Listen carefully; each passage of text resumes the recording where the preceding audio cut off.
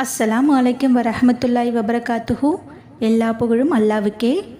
அன்புக்குரிய இஸ்லாமிய சகோதர சகோதரிகளே, சிறப்பு வாய்ந்த முஹர்ரம் மாதத்தின் ஒரு நொடி ஷார்ட் அண்ட் பவர்ஃபுல் அமலத்தான் நம்ம பதிவில் பார்த்துக்கிட்டு வரோம். இன்றைய பதிவில் தௌபாங்கிற மிக முக்கியமான விஷயத்தை பற்றி தான் உங்கள்கிட்ட பகிர விரும்புகிறேன். தௌபா என்றால் என்ன?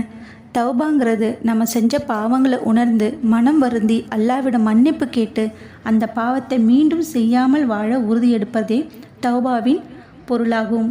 அல்லாஹ் திருக்குரானில் என்ன சொல்கிறான் தெரியுமா? ஓ ஈமான் கொண்டவர்களே, நீங்கள் அனைவரும் அல்லாவிடம் உண்மையாக தௌபா செய்யுங்கள். நம் அனைவரும் மனிதர்கள், தவறு செய்யக்கூடிய இயல்பு உடையவர்கள்.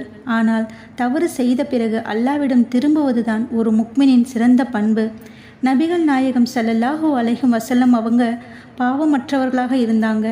தாங்கள் பாவமற்றவர்களாக இருந்தபோதும் ஒரு நாளில் 70க்கும் மேற்பட்ட முறை அல்லாவிடம் மன்னிப்பு கேட்டார்கள்.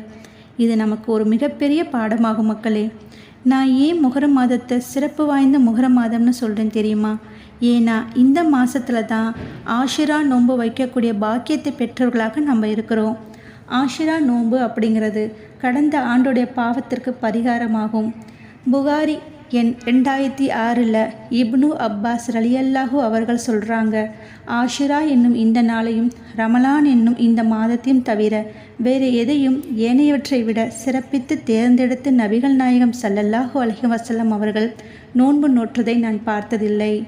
அப்படி சிறப்பு வாய்ந்த இந்த ஆஷிரா நோன்பு வர வியாழக்கிழமை பிறை 9, வெள்ளிக்கிழமை பிறை 10 ஆகிய 2 நாட்களும் ஆஷிரா நோன்புடைய நாட்கள். இந்த 2 நாட்களிலும் நம்ம நோன்பு நோக்கக்கூடியவர்களாக இறைவன் நம்மளை ஆக்குவானாக இன்ஷா அல்லாஹ். இந்த நோன்பு நோக்கிறதுனால நமக்கு கிடைக்கக்கூடிய பலன்கள் என்ன பார்த்தீங்கன்னா, அல்லாஹ் நம்மளுடைய எல்லா பாவங்களையும் மன்னிக்கிறான், மன அமைதி கிடைக்குது, வாழ்க்கையில் பரக்கத்து உண்டாகுது, மேலும் அல்லாஹ்வுடைய அன்பை பெறக்கூடியவர்களாக இருக்கும். மேலும் இந்த 2 நாட்களில் அஸ்தக்ஃபிருல்லா வ அதூபி இலைஹி என்ற துவாவை முடிந்த அளவுக்கு நம்ம ஓதுவோம். அல்லாஹ் நம்மளோட பாவங்கள் அனைத்தையும் மன்னிப்பான்.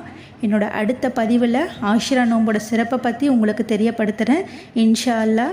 இன்றே அல்லாவிடம் மனமாறு மன்னிப்பு கேட்போம். அல்லாஹ் நம் அனைவரின் தௌபாவையும் ஏற்றுக்கொள்வானாக. ஆமீன் ஆமீன்.